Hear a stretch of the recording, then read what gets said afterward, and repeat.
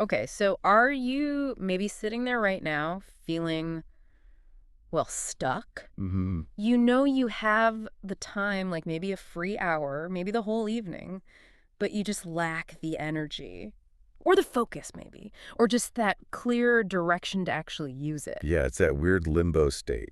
You Yeah. probably opened every app on your phone, what, like 3 times already? Oh, easily. You've scrolled, you've watched stuff, and you're still just sitting there kind of wondering, okay, what now? Exactly. And you're not necessarily tired or sad or angry even. You're just kind of numb. Numb is the perfect word for it. That feeling, that's boredom. And, based on this stack of really fascinating sources we dove into, we probably need to stop treating boredom like it's some kind of personal failing Yeah. or like a sign of laziness. Right. We need to completely flip the script Yeah. because that feeling, Yeah.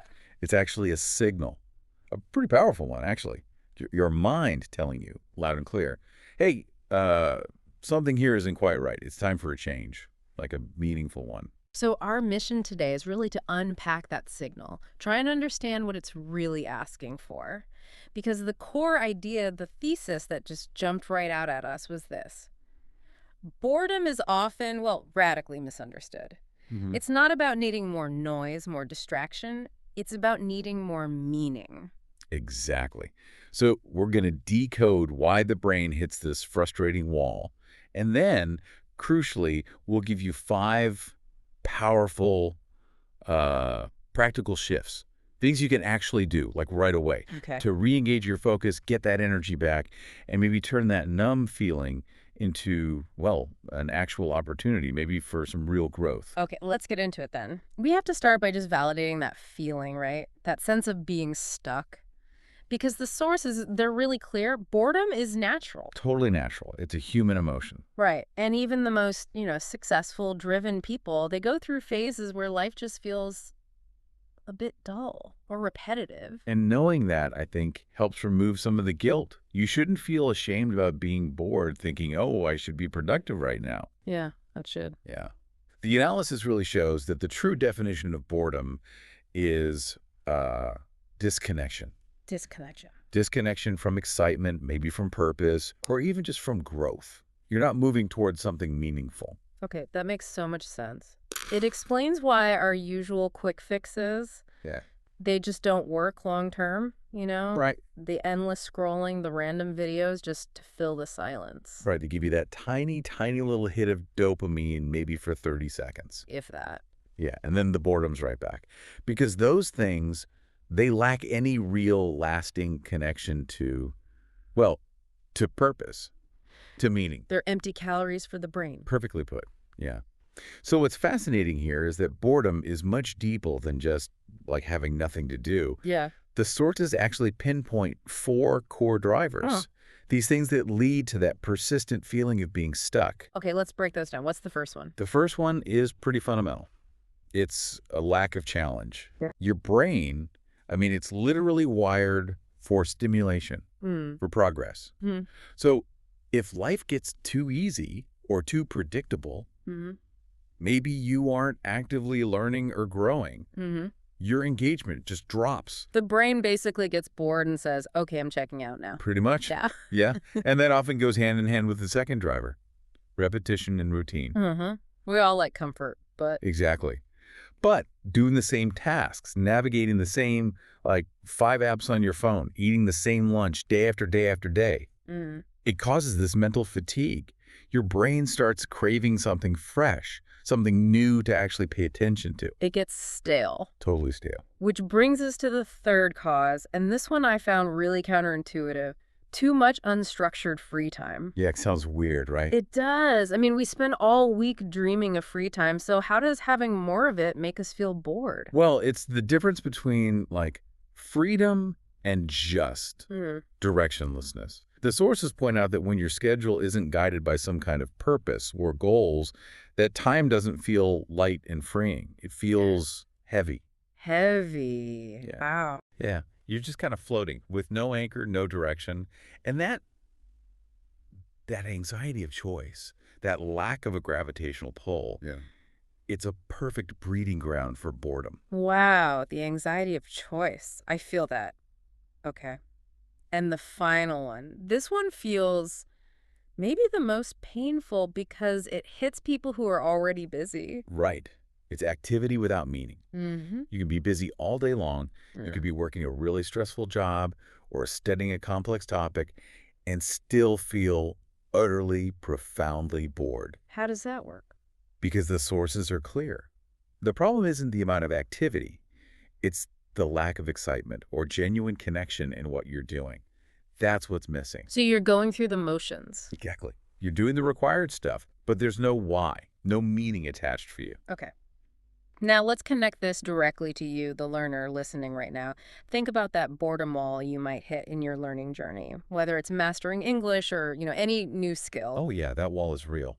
You start strong, right? You're fueled by enthusiasm, but then maybe the excitement fades a bit. The flashcards, the grammar drills, they start to feel repetitive, tedious. That feeling that is 100% a signal, don't ignore it. It's your brain saying, okay, I'm tired of just learning about English. I want to use English, like in real life. Ah, the application. Yes, it's craving variety, connection, purpose. Ah, It's not a sign you should quit. It's actually a really clear sign you need to change your approach. Bring your actual life, your passions, into your learning. okay. So if boredom is the signal, how do we respond effectively? How do we flip that switch from just passively consuming back to, actively engaging? Right.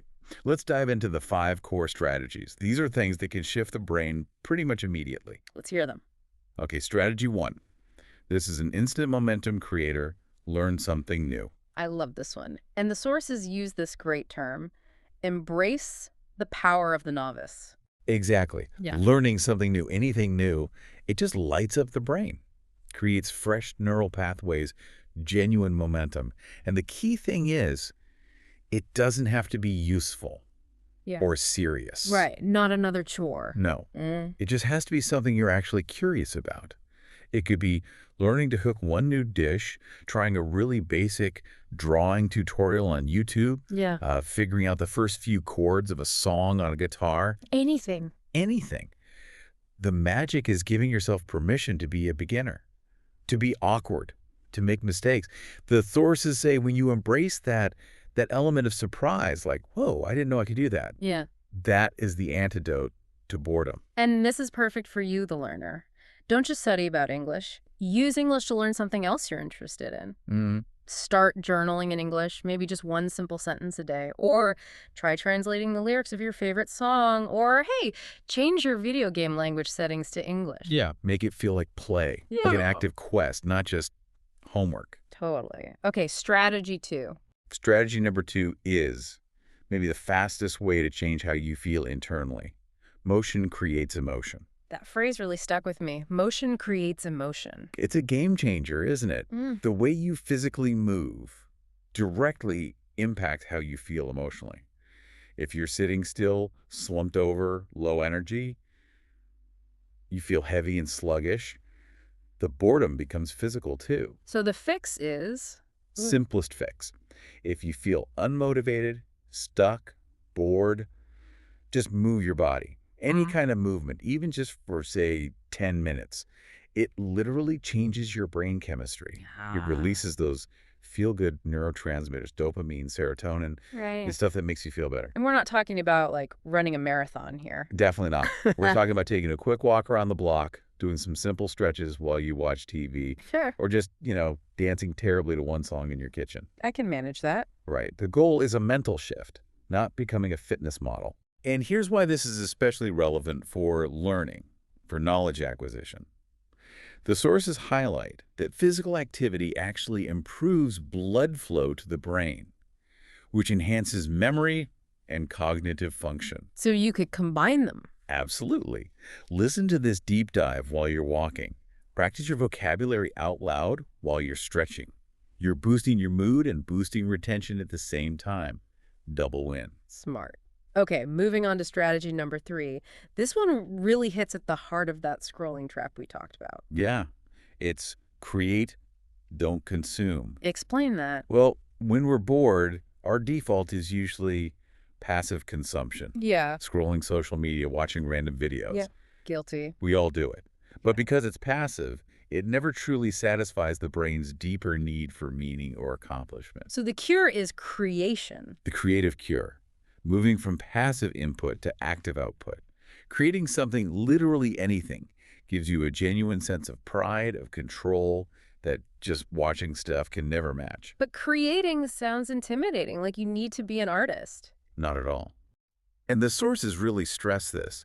Keep the pressure low. It doesn't need to be professional or perfect or even shared with anyone. Like what? Give me examples. Okay, write a tiny short story, just a paragraph. Make a funny meme using an app on your phone. Draw a quick doodle on a napkin. For you, the learner, this is huge. Try starting a mini English vlog just for yourself. Record a 1-minute video talking about your day, even if you never upload it. Or just write 3 sentences in your journal. Exactly. 3 genuine sentences about your day in English. Oh. The shift is psychological. You're reminding yourself, hey, I'm an actor in my own life. I can do things. And when you're creating in a new language, you're not just filling in blanks in a workbook anymore. Right. You're living the language. Yeah. Using it. Okay, powerful. Strategy number 4. Number 4 is the cure of connection. This builds on the idea that boredom very often is really just a feeling of being disconnected. Disconnected from others. Yeah. And the fastest way to feel alive again, to feel engaged, is through meaningful conversation. There's a line about this in the sources that really jumped out. It was simple, but powerful. Which one? Boredom dies in good conversation. Ah, yes. That's it. It's like the ultimate brain activator. When you actually hear someone else's thoughts or you try to articulate your own thoughts and tell your story out loud, it just wakes everything up. Forces you to be present. Totally present and articulate. And the tools for this, especially for language learners, are incredible now, aren't they? Oh, absolutely. The sources specifically mentioned language exchange apps like Tandem, HelloTalk, Speaky. They make it so easy to find people to talk to. And you don't have to dive into some deep philosophical debate right away. Not at all. Start super small. Comment on someone's post in English. Send a short voice note introducing yourself. Ask one simple question to a language partner. Baby steps. And this is probably the fastest way to actually boost fluency, right? Right. Without a doubt. Speaking builds confidence because you're forced to learn vocabulary through using it immediately, not just memorizing lists. You use English to express your real ideas, your real self, which directly feeds that need for meaning that the bored brain is signaling. It connects everything. Okay, finally, strategy number 5. This one requires almost zero effort, apparently. Just intention. Yeah, it's super accessible. Change your environment. How does that help with boredom? Well, boredom loves predictability. It thrives on sameness. So spending too much time in the exact same spot, staring at the same desk, the same wall, the same view out the window, it makes your internal world feel dull and stale just by association. Okay, but we're not talking about like needing to book a vacation here. No, not at all. Just a small shift can be enough to wake up your senses, make your brain more alert, like rearrange the furniture in your study space. Oh, okay. Add a new plant, move your desk so it faces the window instead of the wall, or just physically get up and move your study spot for an hour. Go to a local cafe, sit on a park bench, try the library. Just changing the scenery. Exactly. That tiny adjustment sends a signal to your brain, hey, pay attention, something's different here. When the environment shifts, often your perspective shifts too. If your study spot feels boring, the learning itself is likely to feel boring. Change the space, change the vibe. You've got it. Okay, let's bring this all together then. The key takeaway seems to be, remember that feeling of boredom isn't failure. It's just a signal. A sign that you're craving more meaning, more growth, more connection. And you absolutely have the tools inside you already to respond to that signal. Yeah. You don't just have to hide from it or numb it out with more scrolling. Right. So we've given you 5 pretty powerful, definitely doable strategies to fight back against that numbness. Learn something new. Move your body. Create, don't consume. Talk to someone new. And change your environment. Mm-hmm. So we want to invite you now to take the Beat Boredom Challenge. What's that? Choose just one of these 5 strategies and implement it. Like, immediately, right now, Really? today. Okay, I like that. Just one. So whether that means writing 5 sentences in your English journal Or dancing like nobody's watching for 1 minute. or literally just moving your chair to the other side of the room. Yeah. Make that conscious shift from being a passive consumer to an active creator in your own life. Nice. And, finally, just a thought for you to chew on. Something that builds on this idea that boredom is really a craving for meaning. Okay.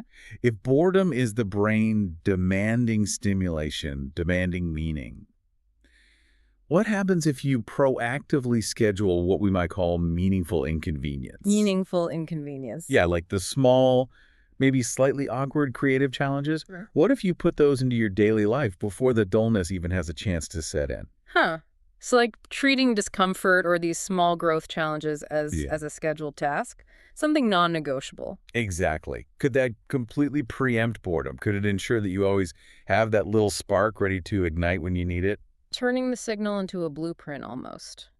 Proactive instead of reactive. Something to think about.